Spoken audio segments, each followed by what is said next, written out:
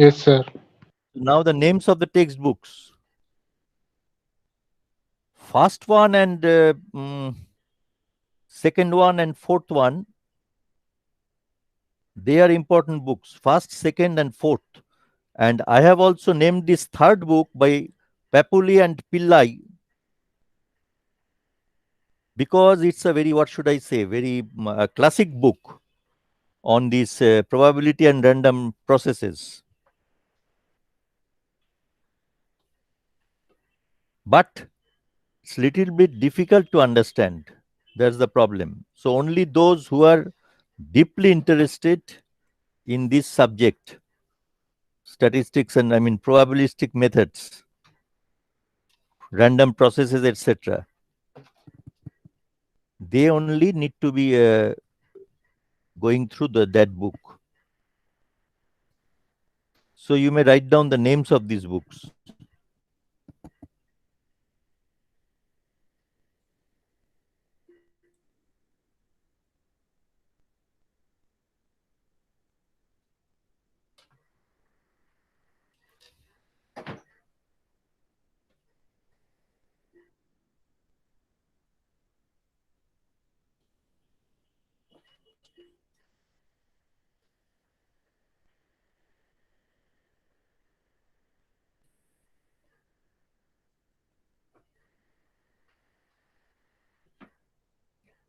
The last one is a Shom series book. So of course, so far as what should I say, theory is concerned, that book is not a good one. But regarding problems, there are several types of problems, solved and unsolved. So for that, you may go through that book.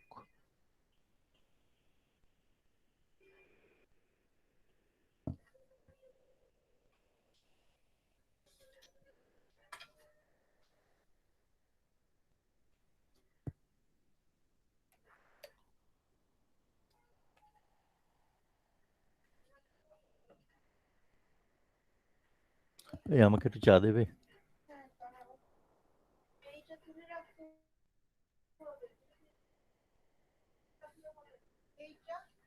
তুলে রাখতে হবে, তুলে রাখতে হবে। হুম।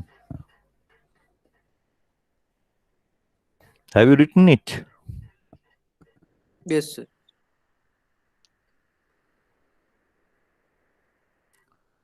Now the motivation for this study is that you well know, because you have some background of this probability and statistics, that this idea of probability, it refers to the study of randomness and uncertainty. All right. So in many cases, you will find that a certain outcome of a certain experiment, I should say, certain physical quantities,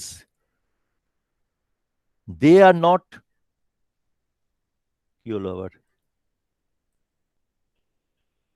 you are not certain that they will take up this state. There is an element of uncertainty associated with it, with that physical quantity. All right, that means there is a likelihood of the physical quantity taking up different values or different, what should I say, different states, not merely values, different states. As for example, the tossing of a coin, that is the well-known example. There, the output, the result of tossing of a coin, it can be either head or tail. All right. So this language of probability is constantly used in informal manner in both written and spoken contexts. Often in daily use, we introduce a language, we introduce sentences that are of this type. Say it is likely that the Paytm share value will increase by the end of the year. So there is a likelihood. It's not certain.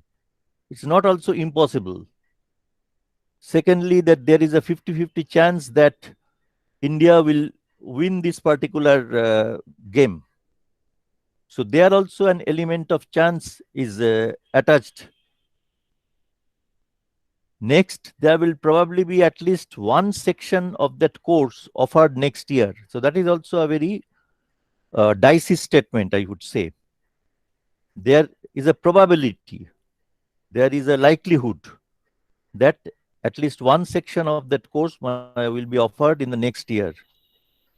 Another way of expressing this one is like the statement, the odds favor a quick settlement of the strike. All right, odds favor a quick settlement of the strike means the probability is directed towards the probability of the strike ending is more. And last, I have given one example. It is expected that at least, say, 15,000 or 50,000 concert tickets will be sold. So there is a projection sort of thing. So all these things we use the statements in our daily life. All right. But when this matter of chance has to be dealt with in a systematic manner as a science, we must try to quantify it. We must try to quantify the probability, the likelihood, or the chance associated with the occurrence of a certain event. So that is the motivation behind what we are studying in this course. Now, to distinguish between certain impossible and random events, I have stated a very common example that if water at atmospheric pressure of 760 millimeter of mercury is heated above 100 degrees centigrade, it's transformed into steam. All right. So, what is our proposition? Our proposition is that in every realization of a set of conditions, for a given set of conditions represented by capital omega, there occurs an event A. So, in this example of water transforming into steam, what is the given set of conditions? The atmospheric pressure is 760 millimeter of mercury. That is the set of condition. And what is the event of interest? The fact that it is transformed into steam, that is the event of interest or event A. That is one example. Second example is that for any chemical reaction of substances such that there is no exchange with the surrounding medium, the total quantity of the substance or matter, it will remain unaltered. So that's obviously what you know as the law of conservation of matter. So here the set of conditions capital omega is that without exchange with the surrounding medium, that is the set of condition. And what is the event that we are interested in? The total quantity of matter remains unchanged. That is the event. So what can you observe is that if you say that if you heat water above 100 degrees centigrade, it will be transformed into steam.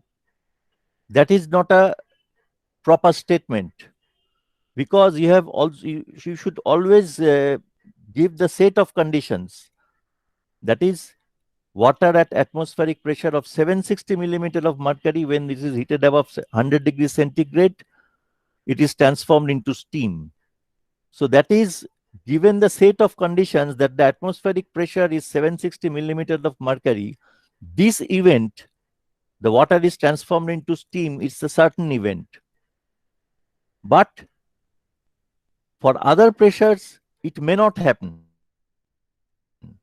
Even if you heat water above 100 degrees centigrade, it may not be transformed into steam.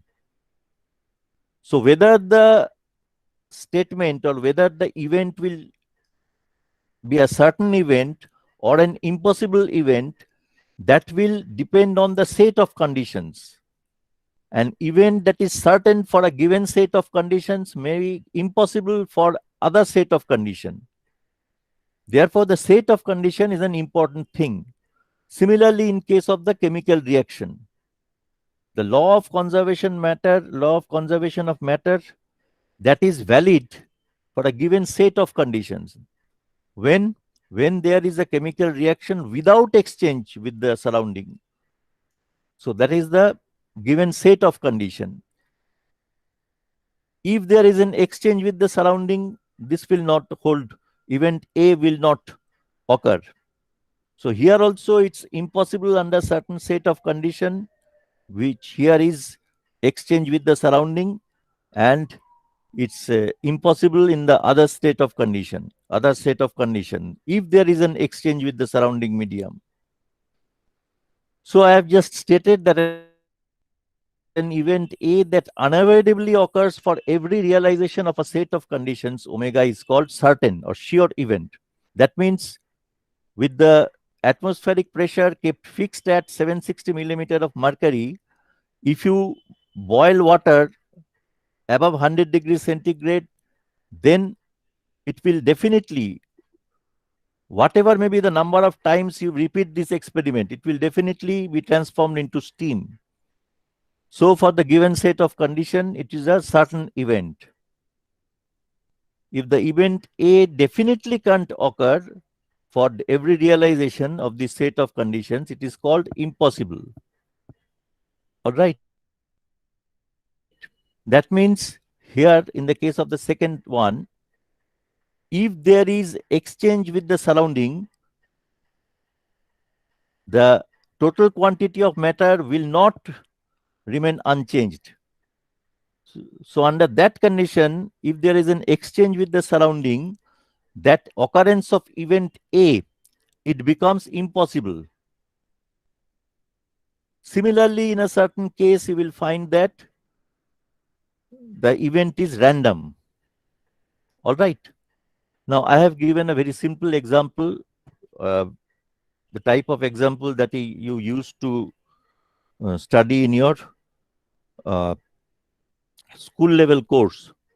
There is a bag containing 5 red balls and 3 green balls. If a ball is chosen at random from the bag, then which of the following is an impossible event? So if you just pick up a ball from this assortment, picking a red ball or a green ball, this is a certain event. You will either pick up a red ball or a green ball. This is a certain event. Picking a green ball is a random event. Picking up a red ball, that is also a random event. Picking a yellow ball is an impossible task because yellow ball doesn't exist here. All right.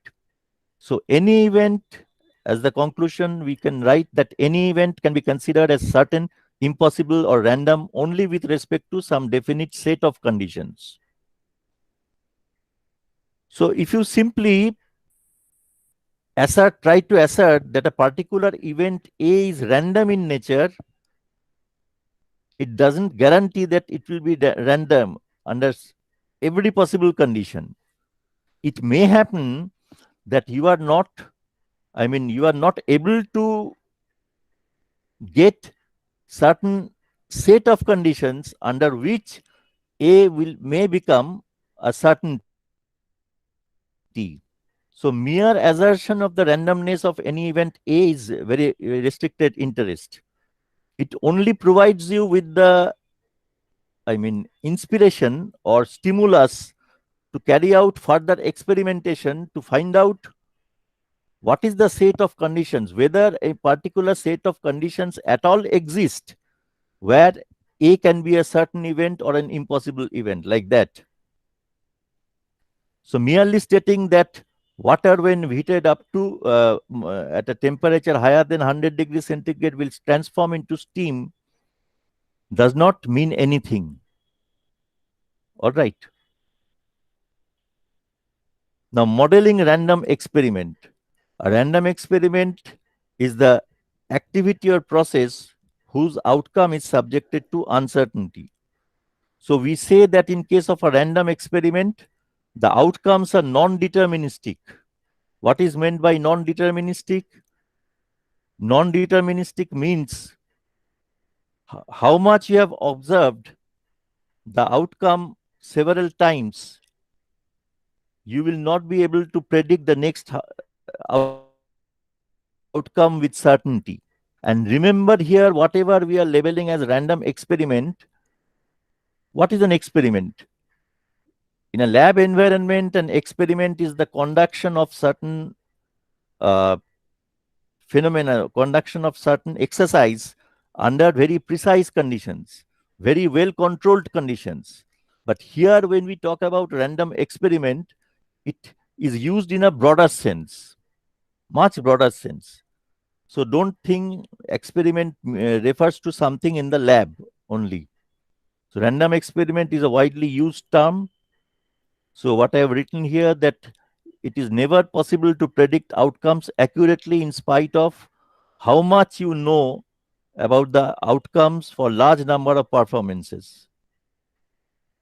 So that there I have tried to distinguish between a random experiment from uh, experiment under controlled condition in a lab.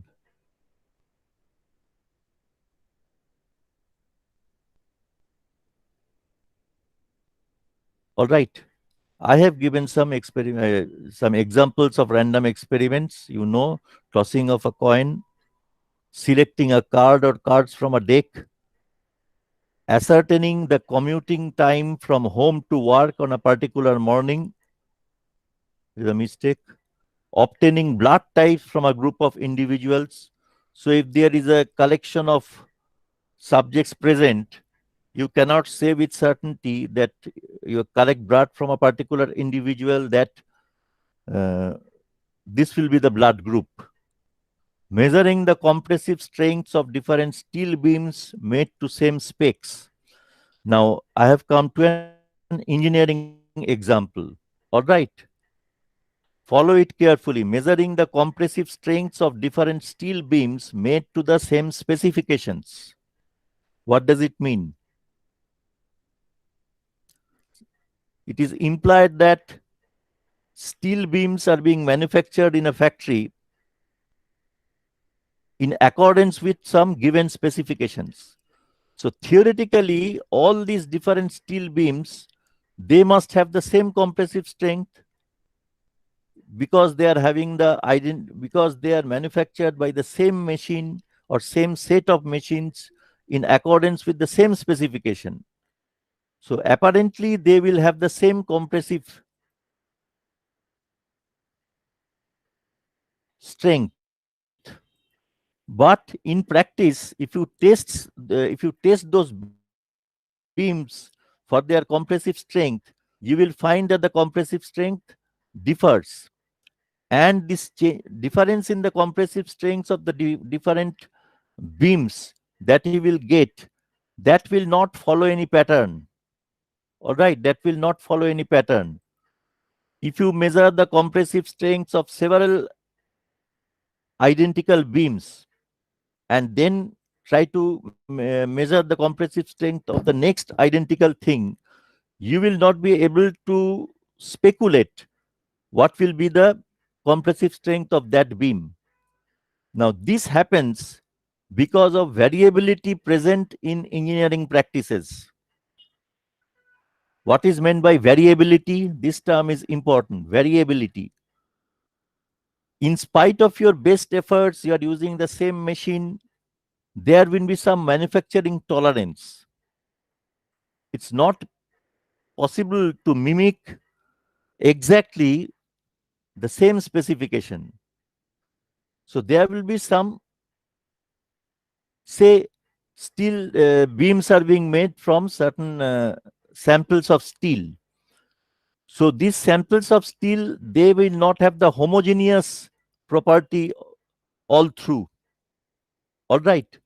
And whenever you are using some machine to machine them to form a beams, steel beams, they are also, the machine performance of the machine, it will differ to a certain extent from one job to another.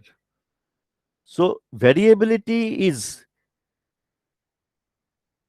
always present in engineering practice.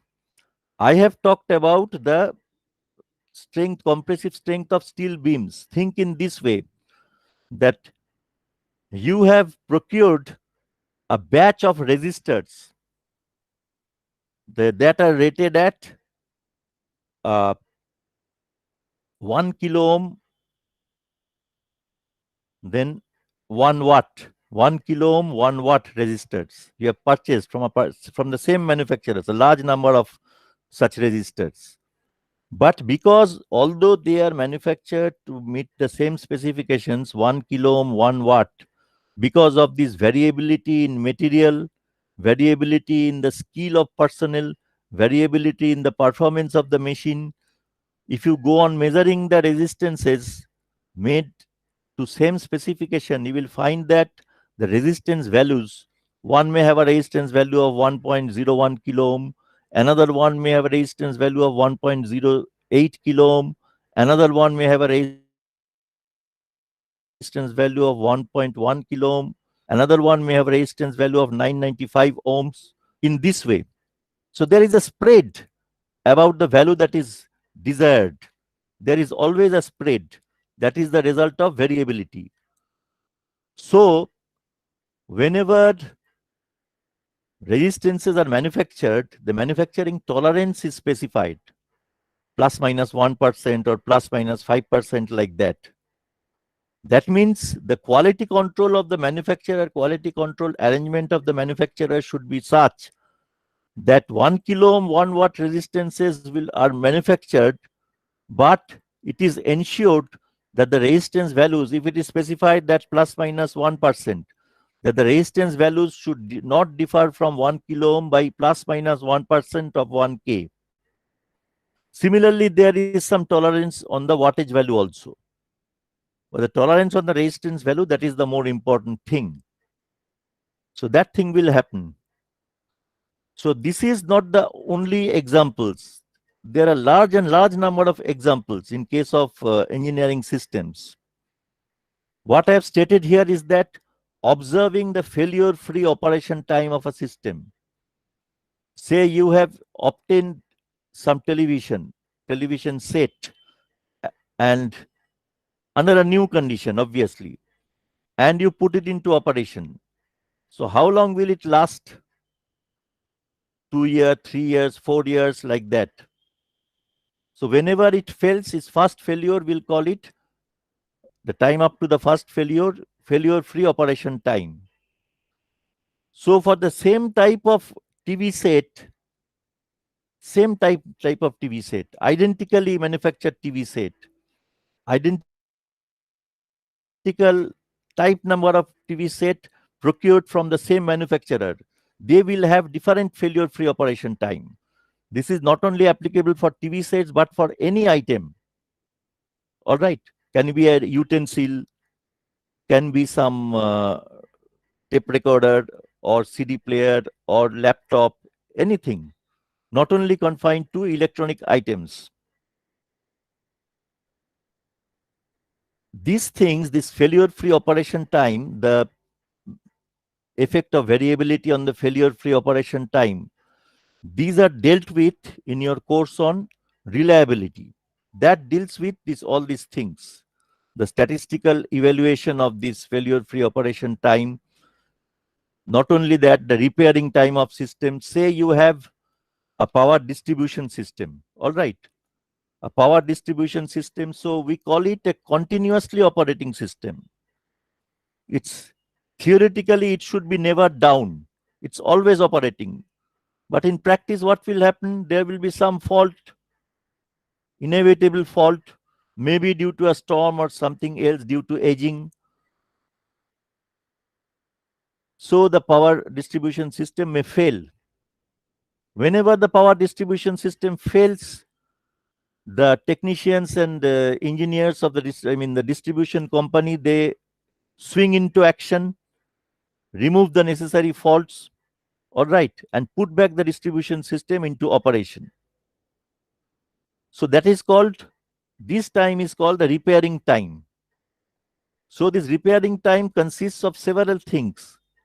One is how fast the technicians and engineers, etc., they swing into operation. Secondly, to what extent they are skilled. Thirdly, in the course of repairing, they may need certain component which they may not find ready at hand. Some component has to be replaced, say. So that is not always available readily at hand. So that has to be brought or procured from some store, distantly located store. So that also consumes some time. Therefore, this repairing time is also a random thing. It has a random value. So that is also a part of reliability analysis. Now, communication system is another important example. All right. Nowadays, this is the era of digital communication. So when you just send a message from a mobile set, what happens? A sequence of zeros and ones, they travel to the nearest cell tower. So say if the transmitted sequence is arbitrary, I have chosen it arbitrarily, 010010, in the course of its transmission to the closest cell tower, it gets distorted. So what the cell tower receives is not this 010010, but 010110, arbitrarily considered.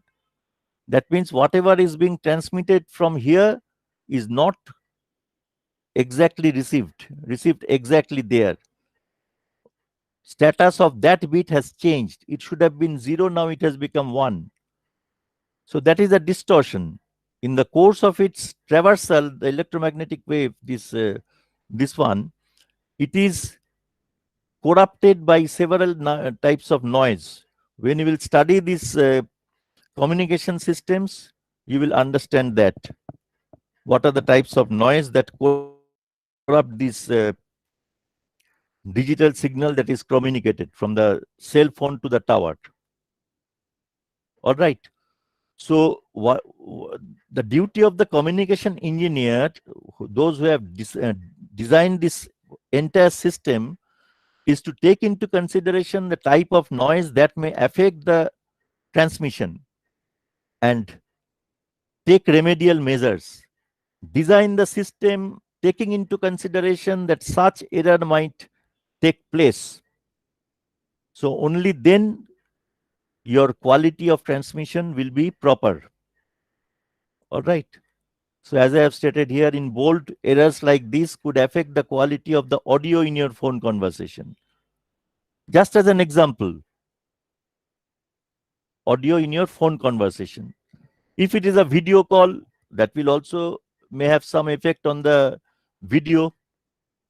All right.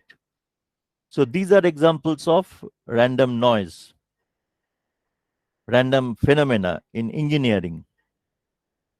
Now, come to the concept of probability. We are now trying to quantify this uncertainty. I am considering here two definitions of probability. One is the classical or a priori definition. You understand the meaning of a priori, prior knowledge, a knowledge beforehand. So first, the classical definition of probability. What does it do? It reduces the concept of probability to the notion of equal probability or likelihood of events, and becomes a basic assumption. So that is an important assumption of the classical definition of probability. So how it is defined? If a random experiment has capital N number of exhaustive and equally likely outcomes, and NA of these are favorable to event A, then the probability of event A is computed as NA by N. So there are two assumptions here. What are the assumptions? First, all the events that are under consideration, it is assumed that they have the same probability or likelihood. All right. So here, the probability is not determined by any experimentation, but it's determined theoretically. Just from the knowledge of the system, you can straightway obtain this probability. A straightforward conclusion is that this probability of A, it is greater than equal to 0, less than equal to 1, because it is NA by N. So I have just given here the very common example, throwing an unbiased die and observing the number on the face that shows up. All right. So here the sample space is S. What are the elements of this sample space? X1, X2, X3, X4, X5, X6. So X1 is 1, X2 is 2, X3 is 3. All right. X4 is 4, X5 is 5, X6 is 6. So because which number will show up? What is assumed here is that probability of each number X showing up, that is same for all the values of X. So because there are 6 such numbers, the probability of each number showing up is 1/6. So probability of X1 equal to probability of X2 equal to probability of X3, etc. That is 1/6. Second example is that just throwing a pair of unbiased dice and observing the sum of number faced up. So here the sample space will consist of 6 into 6 equal to 36 elements as indicated here. First one may show up 1, second one 1. So this is that outcome. First one showing up 1, second one showing up 2. This outcome. Now, if I am interested in the case, in the event that the sum of the numbers showed up by this 2 dice, that sum is 9. Consider an event of getting a 9. So from here, what can you see? There are 4 such cases, 4 different ways of getting a 9. 1, 2, 3, 4. All right. So here, the event can be achieved in 4 ways. So probability of obtaining a 9 is 4 by 36 equal to 1/9. I have pointed out the defects of classical definition. All the assumptions that I have made in introducing the classical definition are also their flaws, their defects. So what we have assumed, it is based on the feasibility of having exhaustive and equally likely outcomes. So that is not feasible in many practical settings. Therefore, such a definition is restricted to coin tossing, die throwing, and other games of chance. Now, equally likely, I have pointed out here in the definition, you can see here that equally likely events, equal likelihood. Now, equally likely means of equal probability. So, in the definition of probability, you are utilizing the fact of equal probability. That is also a very strange thing. All right, so that's what I have mentioned here. Definition tries to define probability in terms of equal probability. So, how do we know whether the probabilities are equal unless they are measured? But this definition has nothing to do with experimentation, nothing measurement is utilized here. So this definition forms a closed loop sort of thing. It is a drawback of this definition. Now the formula also suggests that it is important to be able to count the elements in sets. If sets are small, that is okay. But if the sets are large, that could be a difficult job. Now come to the second definition of probability, which is very, very important and very relevant for our purpose. Probability as a measure of frequency of occurrence. All right. So to understand that, we introduce the concept of what is known as statistical regularity. So it is said that in order to be predictable, a phenomenon must exhibit what is known as regularity or more precisely statistical regularity in its behavior. So many of such probability models in engineering are based on the fact that averages obtained in long sequences of trials of random experiments consistently yield approximately the same value. So this property is called statistical regularity. All right, this is called statistical regularity. I'll show a figure which will make you clear, make it clear. Now, this phenomenon of statistical regularity is not a very, what should I say, wild assumption.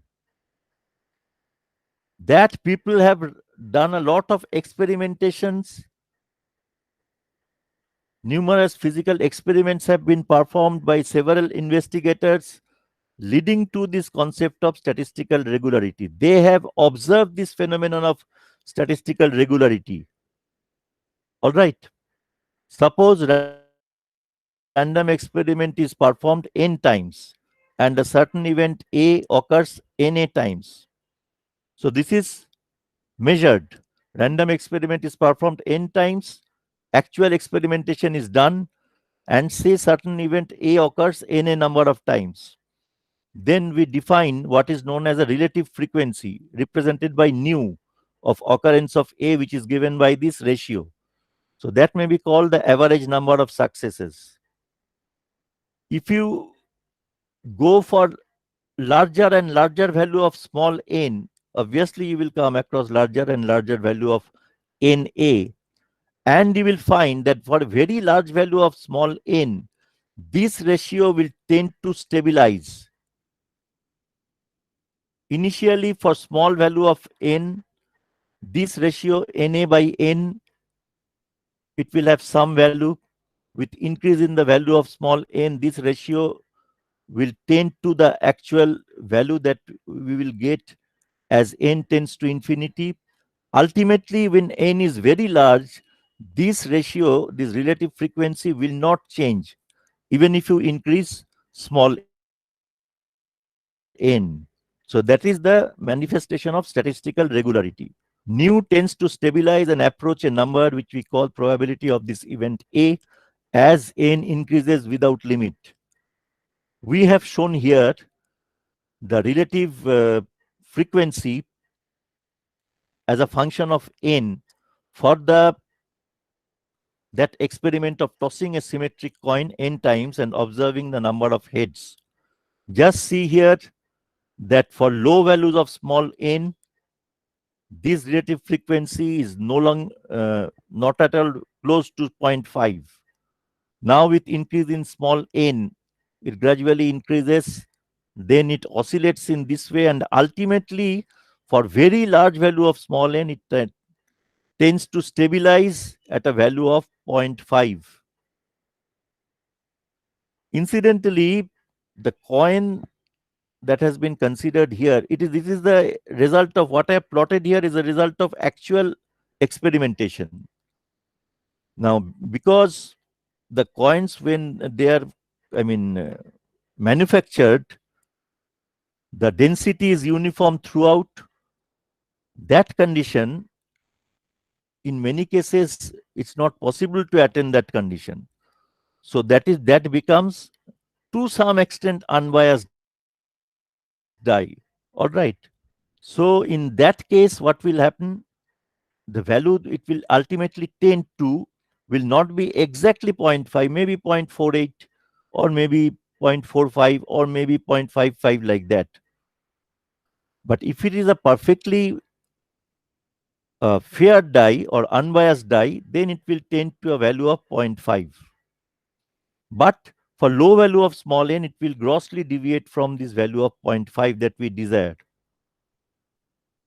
So this is the definition of probability. In practice, small n cannot be infinite. It will be large, but not infinite, large but finite.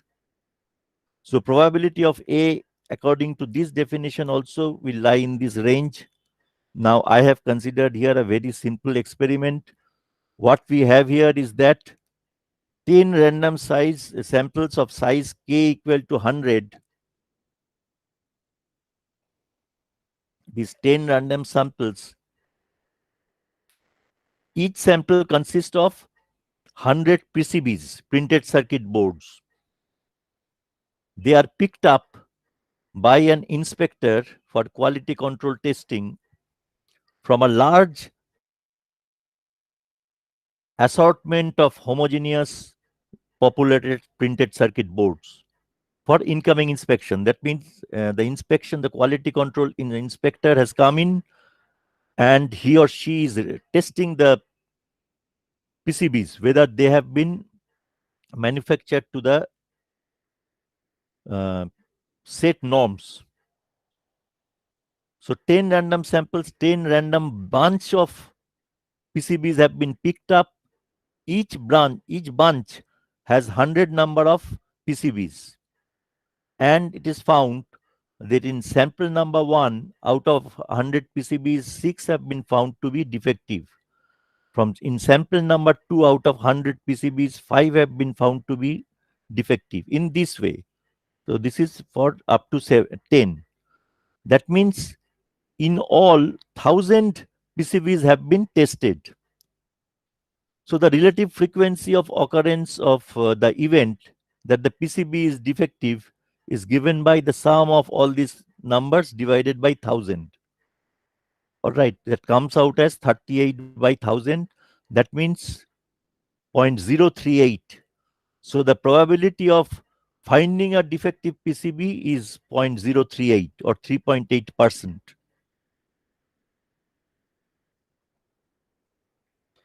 Now there are certain axioms.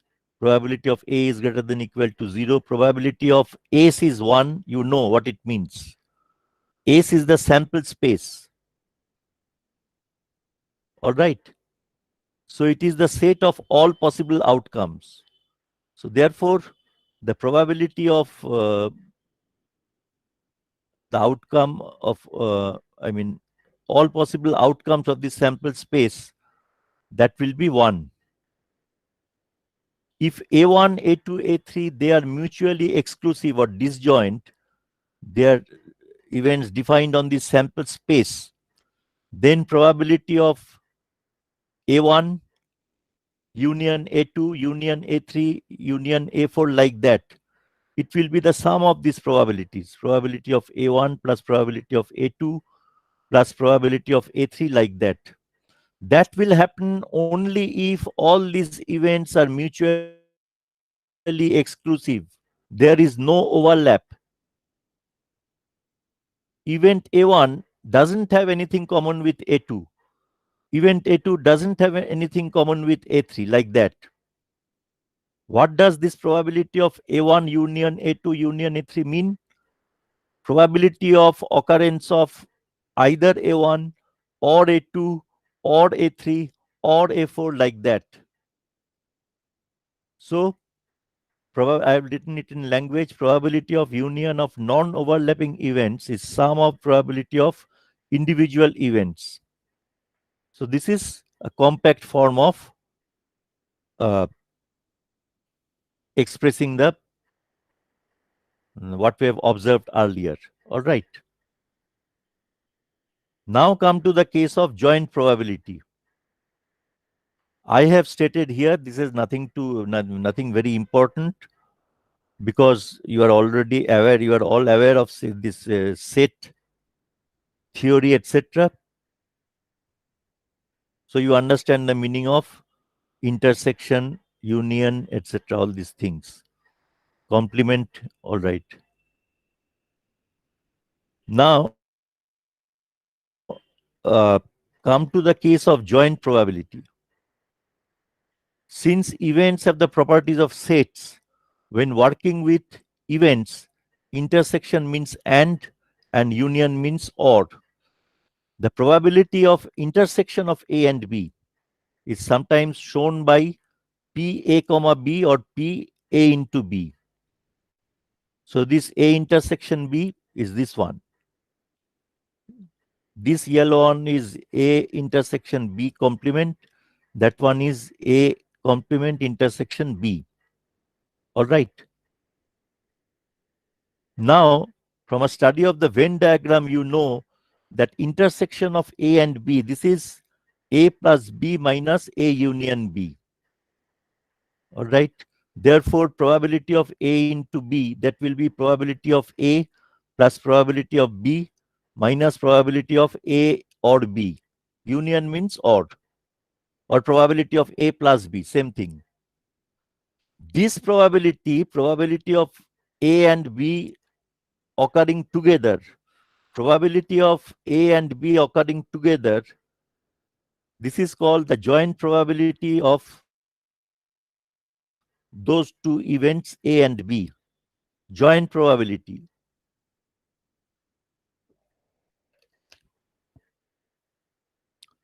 Equivalently, probability of A or B. This is not a standard notation, but for simplicity, I have written down it as A or B. Is probability of A union B equal to probability of A plus B? Same thing, different ways of expressing. So that will be probability of A plus probability of B minus probability of A into B. So this is probability of A or B. This is less than equal to probability of A plus probability of B. That observation may also be useful in many cases. In the language of joint probability, we call probability of A and probability of B as marginal probabilities. All right. Probability of A and probability of B, they are called marginal probabilities. Now go back to a practical example.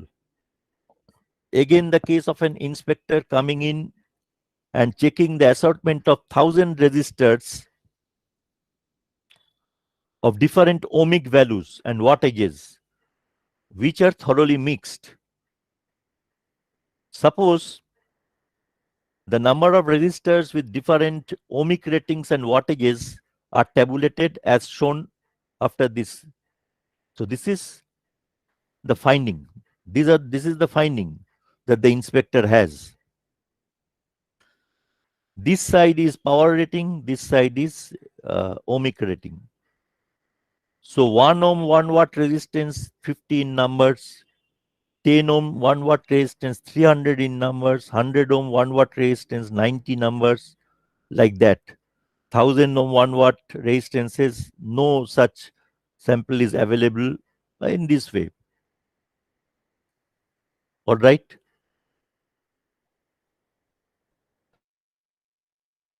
Now, in all, there are 1,000 resistances.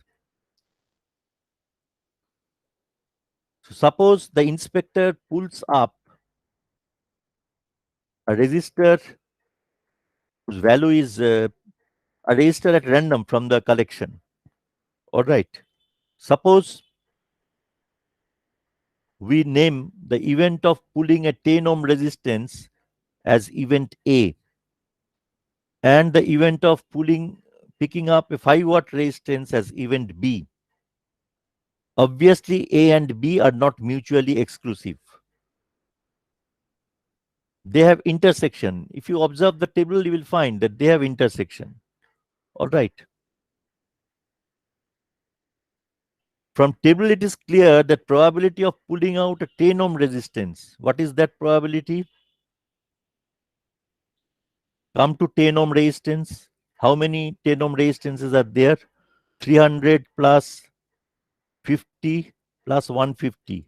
350 for 500. 500 such resistances are there. So it's Na by N, that means 500 by 1000 equal to 0.5. Probability of picking up a 5 watt resistor, 5 watt, move in the horizontal direction. How many 5 watt resistors are there? 360. All right, so it's 360 divided by 1000, 0.36. The joint probability of pulling up a 10 ohm 5 watt resistor. What is that? 10 ohm 5 watt. How many 10 ohm 5 watt resistors are there? 150 10 ohm 5 watt resistances are there. So 150 by 1000, 0.15. From that table, you will find that some of the joint probabilities are zero. Which joint probabilities are zero? 1000 ohm 1 watt, that is zero. All right. 100 ohm 2 watt, that is zero. Like that. Some of the joint probabilities will be zero.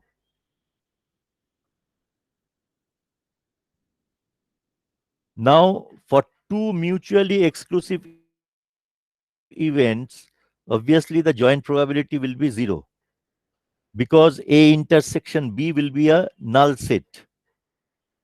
So this probability of joint probability will be zero. Now come to the case of conditional probability. So if you consider this ratio NAB divided by NAA, this is the relative frequency with which A and B jointly occur given A has occurred. NAB by NA.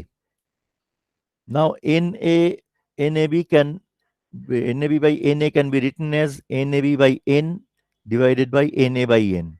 I have divided the numerator and denominator by N. NAB by N is the joint probability of A and B, and NA by N is the probability of occurrence of the event A. So this equation gives rise to a suggestion, which is an empirical concept, the suggestion of introducing something called conditional probability. Conditional probability, probability of occurrence of the event A, event B, given a certain event A has occurred. So how can we define that? It is defined in this way. Probability of occurrence of the event A given the event B has occurred. This is, according to what we have discussed, probability of joint occurrence of A and B divided by probability of occurrence of A, if the probability of occurrence of A is non-zero. So this is called conditional probability. All right. Similarly, you have the probability of occurrence of the phenomenon of the event A given event B has occurred. So this is the joint probability of occurrence of A and B divided by probability of B. If obviously the probability of B is greater than zero, it's not non-zero. In that case, in the case, the example that we have cited, drawing out resistance from the assortment, if you try to find out the conditional probability of selecting a 10 ohm resistance given that the chosen resistor is 5 watt, or in a different language, the conditional probability of selecting a 10 ohm resistance when it is already known that the chosen resistor is 5 watt. That is the meaning of the term given it is 5 watt. All right. If you go through that table,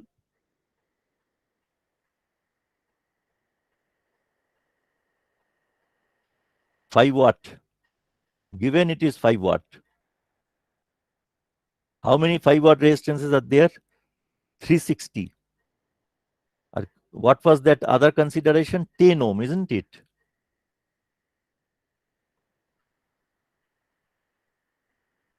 Five watt resistors, 360 number of 5 watt resistors. Out of them, 150 are rated at 10 ohms. From the table, it's found. So probability of occurrence of A given B has occurred is the probability of obtaining a 10 ohm resistance given the resistors are all 5 watt rated resistors. So it is NAB by NB. So that is 150 by 360. All right. That's what you have obtained from the table. So it's 0.417. Now it can be seen that probability of 10 ohm given 5 watt has taken place. Into probability of 5 watt is equal to probability of 10 ohm 5 watt. joint probability. Conditional probability times marginal probability is equal to joint probability. Right, that condition is satisfied from the table data. Come to the question of statistical independence. This is also quite important for engineering applications, because in many cases you will find that the events are statistically independent.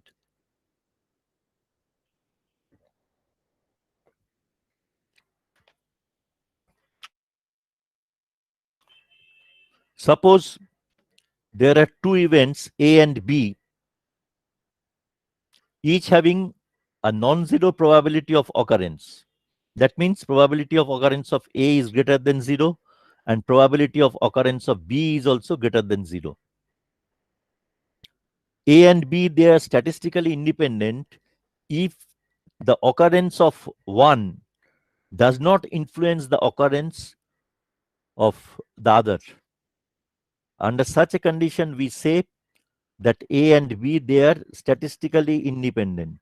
Often it is written as S hyphen independent.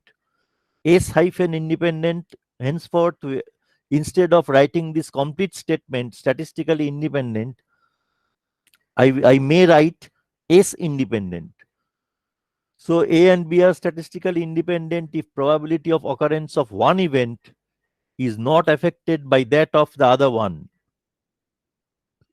So what's the manifestation of this statement in terms of conditional probability? Probability of A given B has occurred is same as probability of A. Why? Because A and B, they are statistically independent. So the probability of occurrence of A, it's independent of whether B has occurred or not. Therefore, this conditional probability will be equal to marginal probability of A. In a similar manner, probability of occurrence of B, it will not depend on whether A has occurred or not. So that conditional probability will also be equal to the marginal probability for statistically independent events. Just see here that I have written S independent. So probability of A given B has occurred is equal to probability of A. That means probability of A into B divided by probability of B. Follows from equation 8. All right. That is for statistical independence of A and B.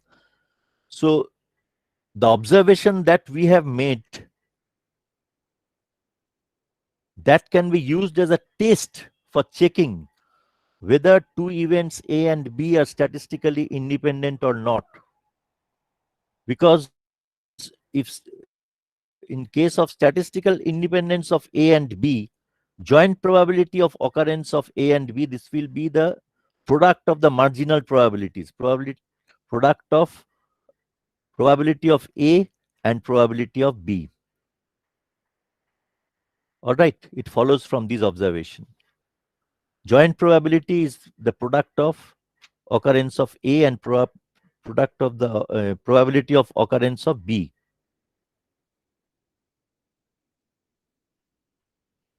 By 7a, you have obtained this expression. If you go back, this one. So that is a test for statistical independence. Thus, statistical independence also means that joint probability of events is equal to product of marginal probabilities. Now, it can be shown that condition expressed by equation 8 or 10 is not only necessary, but also sufficient for statistical independence. Now, if you just recapitulate what we have discussed, joint probability of two mutually exclusive events is 0. That means probability of A and B will be 0 if A and B are mutually exclusive. What does it imply? In case of statistical independence, joint probability is product of marginal probabilities. Now, if you consider two events A and B such that they have non-zero probabilities, then what will happen? Two events having non-zero probabilities cannot be both statistically independent and mutually exclusive, because mutual exclusion demands the satisfaction of this condition, while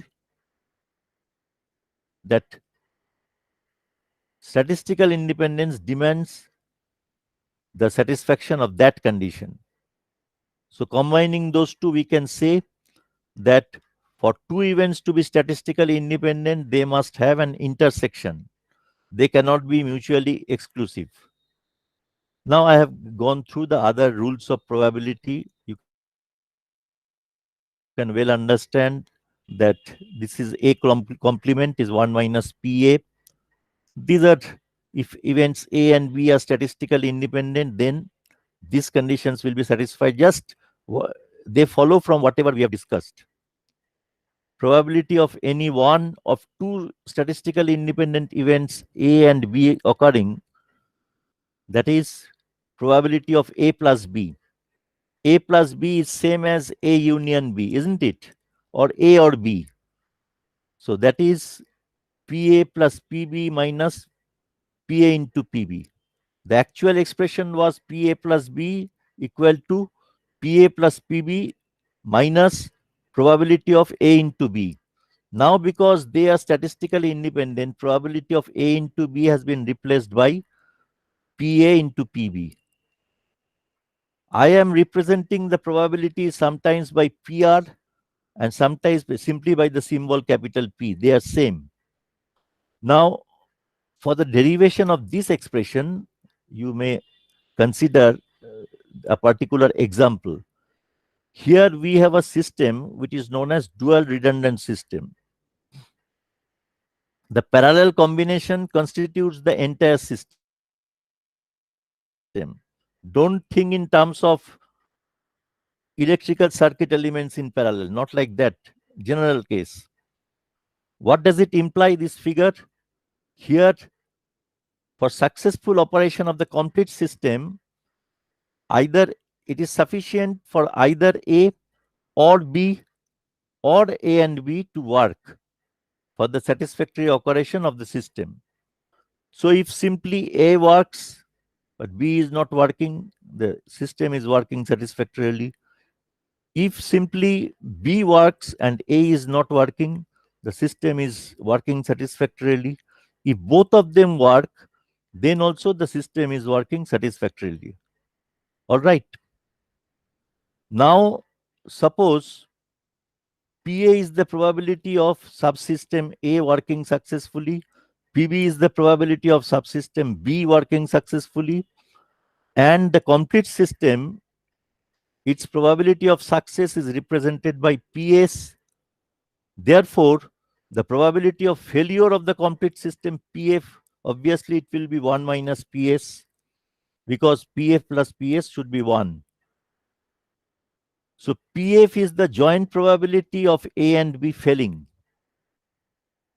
When will the system fail? When both of these subsystems have failed. That means the probability of failure of this complete system is, what is that? PF is the joint probability of A and B failing. So PF is probability of A failing. What will be probability of A failing? 1 minus PA into probability of B failing. That is 1 minus PB. Here we have considered statistical independence. All right, statistical independence means whether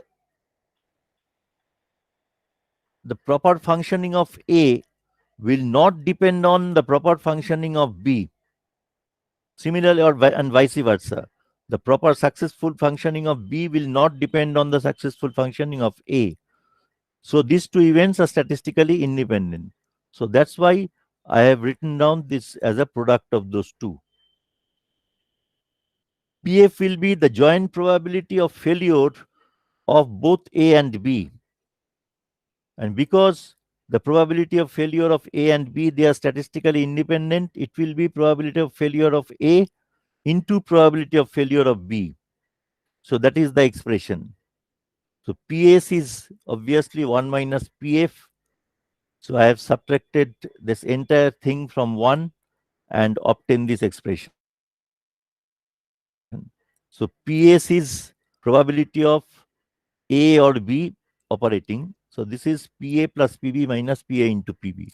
That satisfies, I mean, that is actually proves this expression.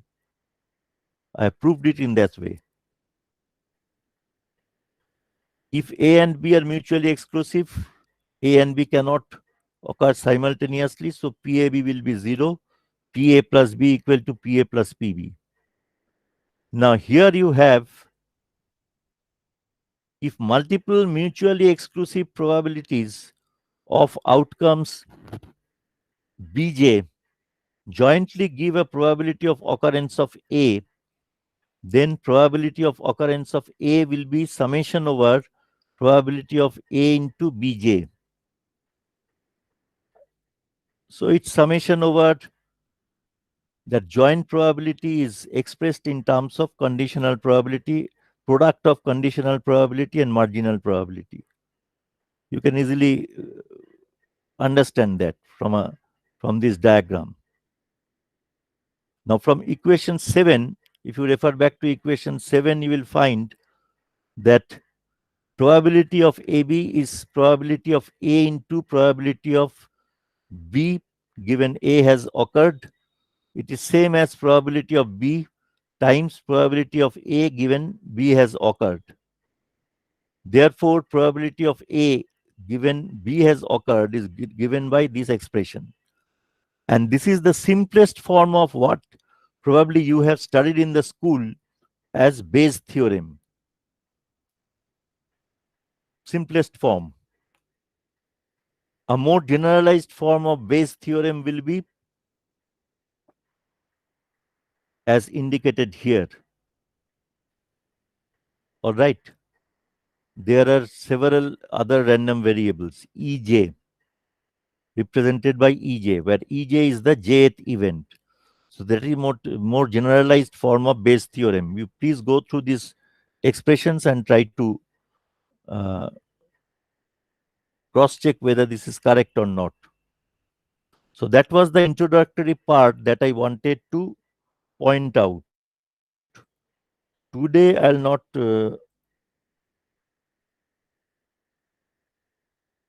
uh, go through any more details. Just I'll introduce the concept of this random variable. Just 1 minute.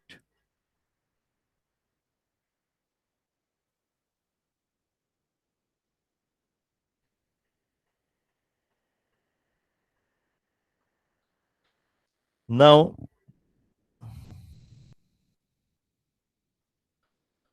so we can come across random experiments where the outcomes or the events under consideration, they are numeric or non-numeric quantities. As for example, in the tossing of a coin, the outcomes are non-numeric, head or tail.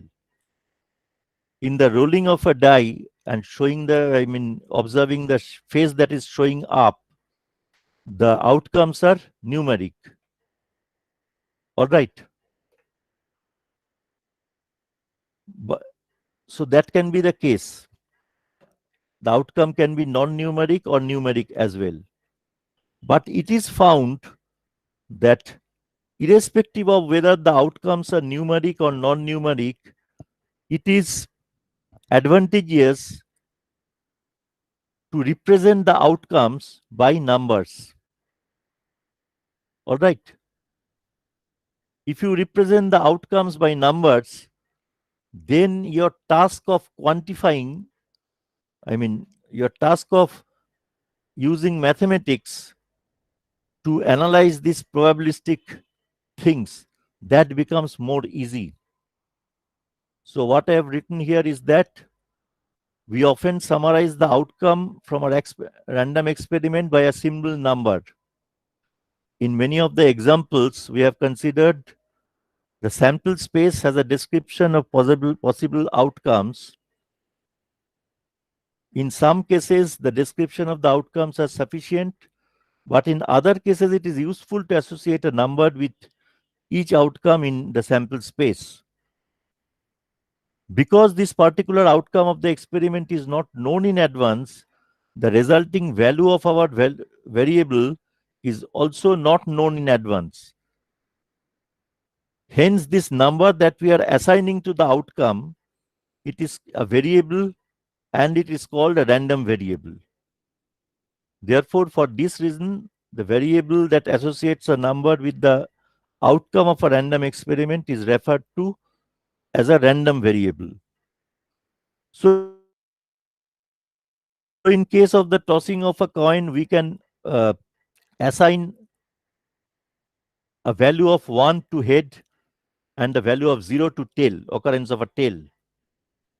So now the outcome is in terms of numbers. So what does a random variable do?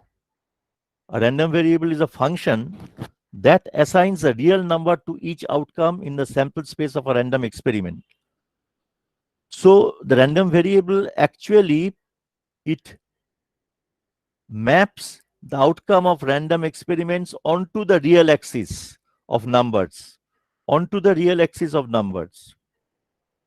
According to the convention that we will use, the random variable will be represented by an uppercase letter such as capital X. And after an experiment is conducted, the measured value of the random variable is denoted by a lowercase letter such as small x equal to 70 milliampere, just as an example.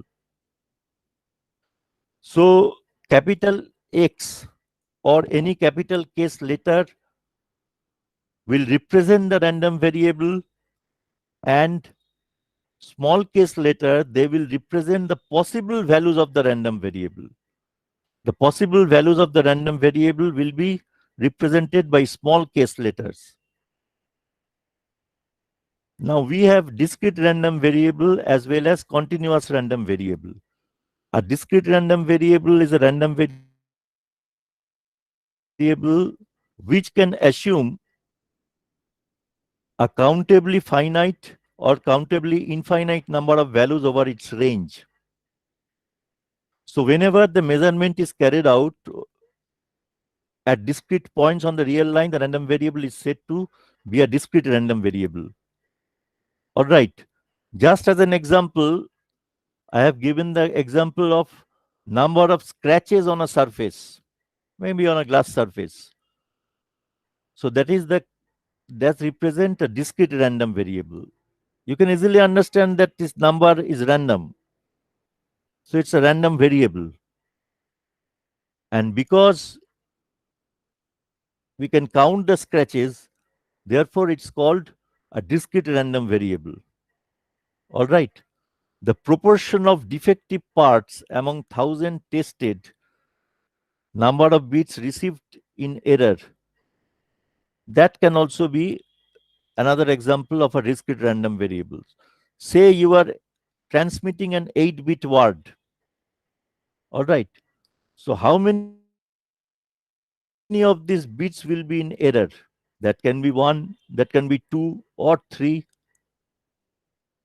So this is a case of discrete random variable, the number of bits received in error. A continuous random variable is a random variable that can assume a continuum of values in an interval either finite or infinite of real numbers for its range. Continuum of values means all possible values in an interval, either finite or infinite of real numbers for its range.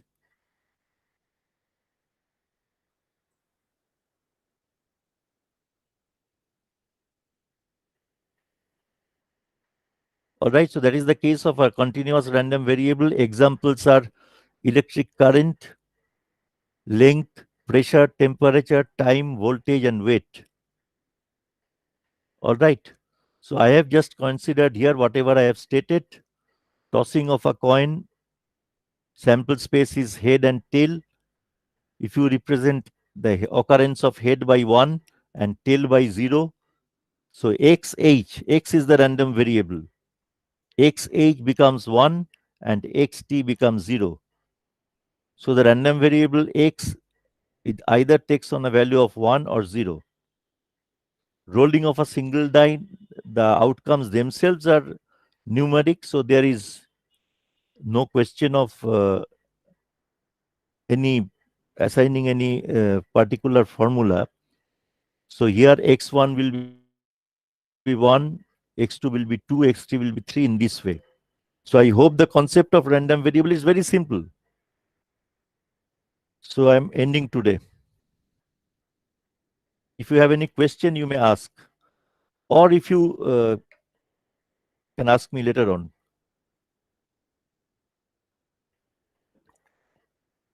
Whatever I have discussed, I will send this material to your group mail address. From next day, I'll move on to this